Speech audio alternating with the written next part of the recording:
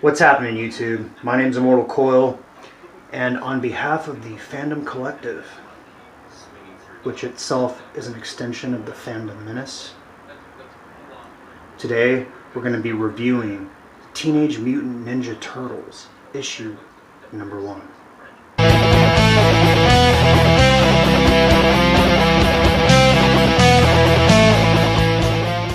When most people think of Teenage Mutant Ninja Turtles, they think of this, or this, or this.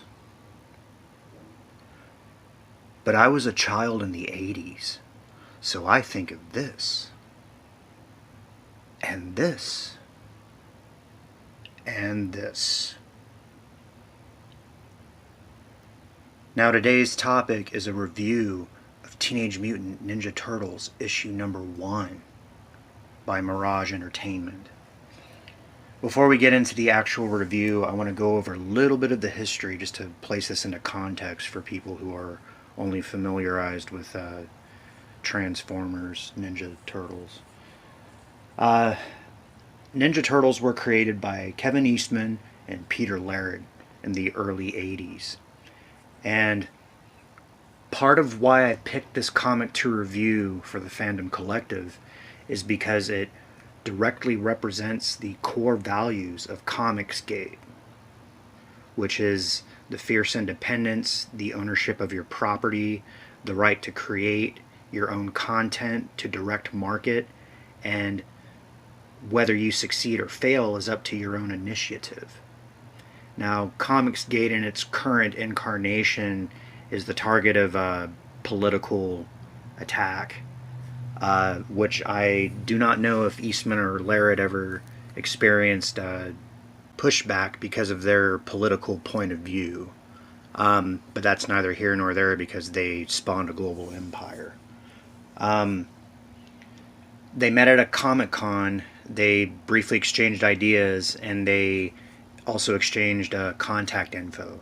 And for the year that they were out of contact, they were actually back and forthing with each other, sending each other ideas and drawings, and then they would redraw the drawings and bounce ideas back and forth.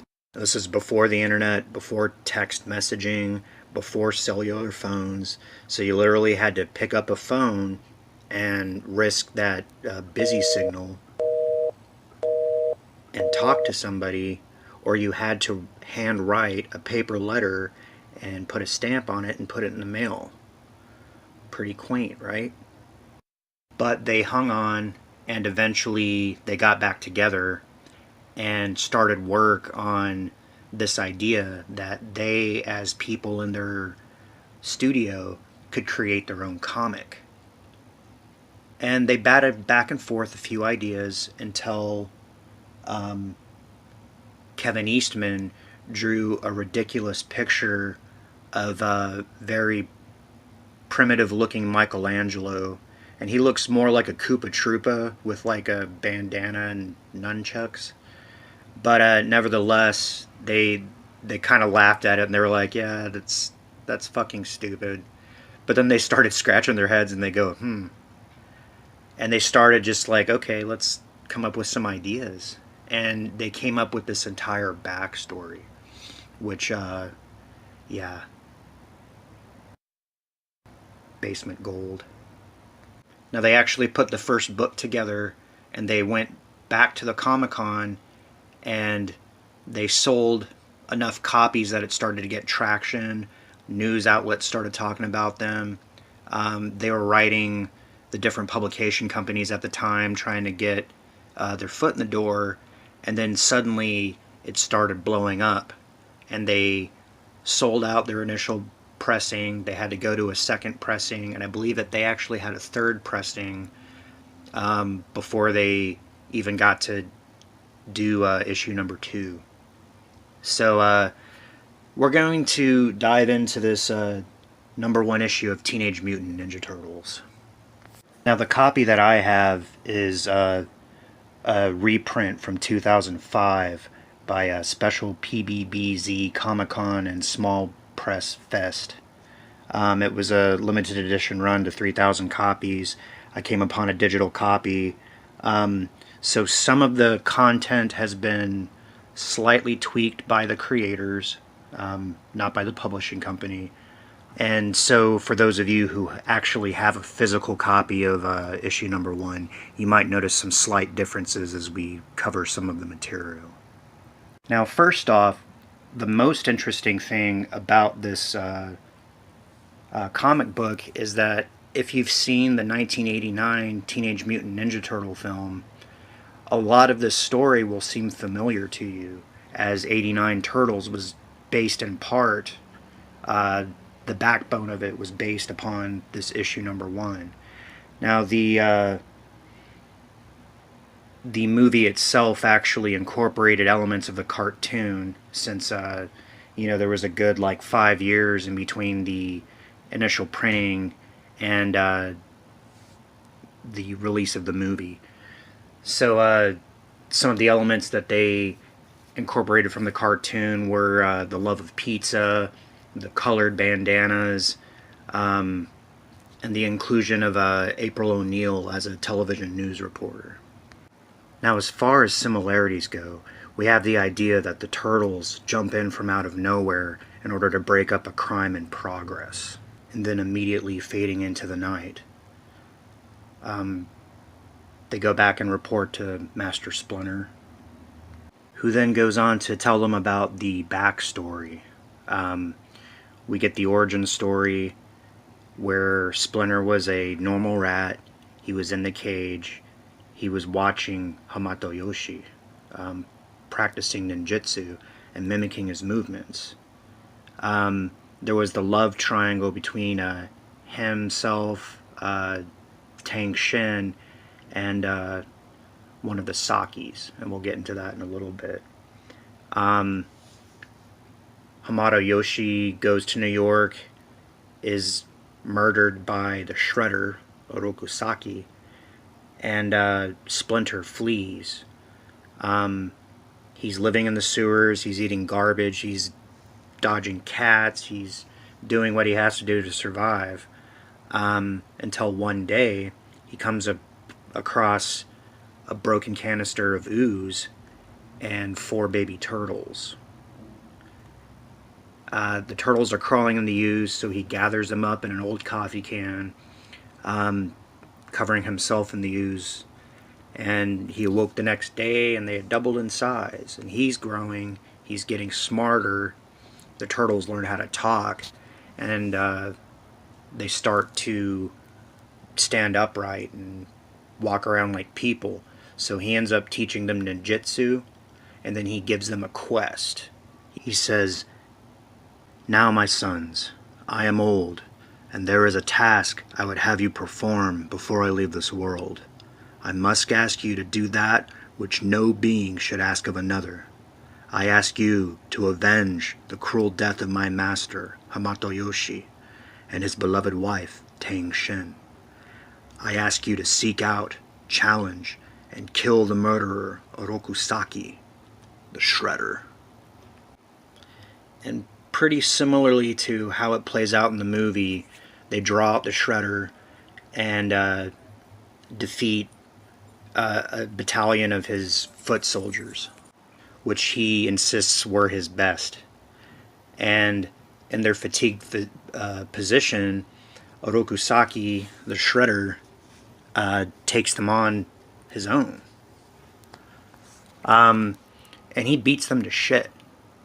Pretty much in keeping with what we saw in 89. And then after a confrontation, he falls to his death. Or did he? So those are the similarities. Now let's go over some of the differences. One of the biggest differences from the 89 movie versus this comic book is that April O'Neil is nowhere to be found. And in fact, she was actually introduced as a character in the comic book series in Ninja Turtles number 2, where she was not portrayed as a reporter, but instead as the lab assistant of Baxter Stockman, who was actually a black guy in this one.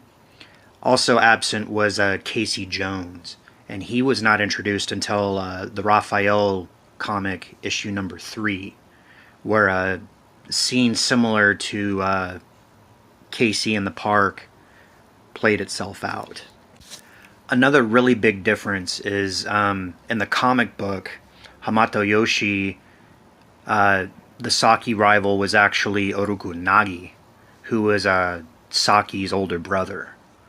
And they were the ones competing for the love of Tang Shen, and Hamato Yoshi ends up coming upon Oroku Nagi beating Tang Shen after refusing his advances, and he goes into a blind rage. He sees red, and then when he wakes up, his fists are covered in blood, and he realized that he had killed a clan member. And in the story, that was a high dishonor, so they fled to New York. Now, Oroku Saki was a younger boy, and seriously grieved over the loss of his brother, and that loss turned into a raging lust for revenge. So he came up in the ranks of the Foot Clan, and at the age of 19, he was sent to New York to start the New York branch of the Foot Clan. And that's where he donned his armor and took on the moniker Shredder. And that is where Hamato Yoshi met his end. Another big difference was Splinter was nowhere on the scene during the final rooftop battle, where the Shredder took his, let's call it the Darth Maul fall. Now, since we've covered the familiar territory and kind of sorted out some of the similarities and differences, I'm going to go over pros and cons as to my personal take on the Teenage Mutant Ninja Turtles issue number 1. The biggest pro is the story. It was very original. We hadn't seen anything like that. It has elements of kind of kung fu movies. Kevin Eastman has gone on the record as saying he was a huge Bruce Lee fan, and that that terrible version of Michelangelo he drew was actually him trying to imagine, okay, if Nunchuck Bruce Lee was an animal, what would he be? Well, obviously a dragon, but what would the opposite of that be?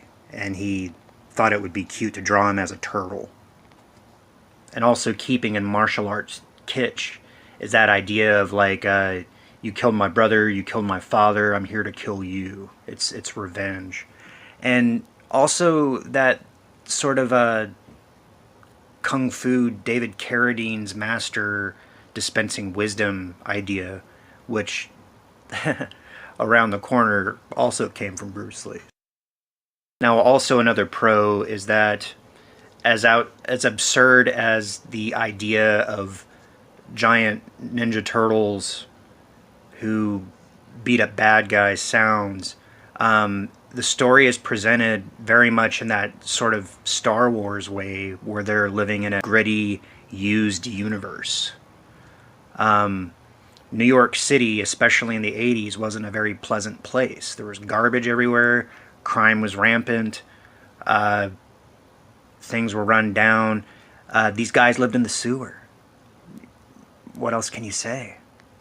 And as Ralph DiBernando put it, when Peter and Kevin brought me my first copy of TMNT, I was stunned. They gave me a copy saying, "Look at what we did." Who knew? I sure didn't. It was cool. Super cool. It paid homage to Frank Miller and Daredevil. Now, before I move on to the cons, I want to go over a category I'm going to call unclear, because I personally enjoyed it, but fans of the cuddly high-fiving pizza cowabunga turtles might not dig it. This comic book is bloody. It's gory. They have melee weapons and they use them. You see Leonardo slicing somebody's arm off. You see Donatello knocking skulls.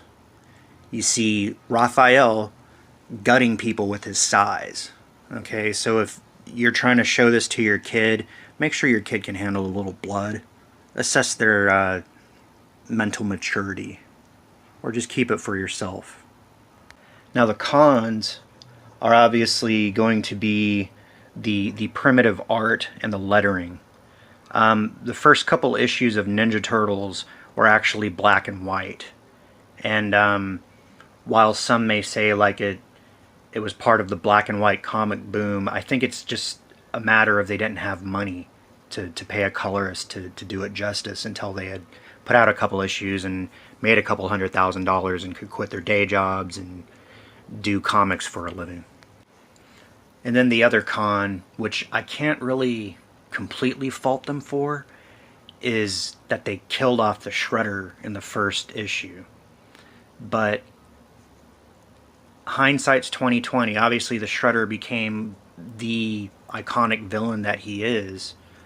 And at the time that they were employing him in their comics, they just needed a neat bad guy. And they weren't sitting there thinking that he would be like the big bad in the eye of this maleficent hurricane. Let alone Dimension X and fucking brains and technodromes and all that kind of shit. My name's Immortal Coil. Like, share, subscribe, drop us a comment. Let us know what you want to see the Fandom Collective cover. We're a group of channels that are dedicated to helping you find your voice and gain traction for your own channel. So if you think that what you have to say is in harmony with what we are saying, hit us up on Twitter. Fandom Collective. The E is truncated. Show us your channel, give us a pitch, and if everything is synchronous, you'll get your shot too. Check out my channel, Savage Spirituality, and remember the words of your teacher, your master. Evil moves fast, but good moves faster than light, shining for your illumination.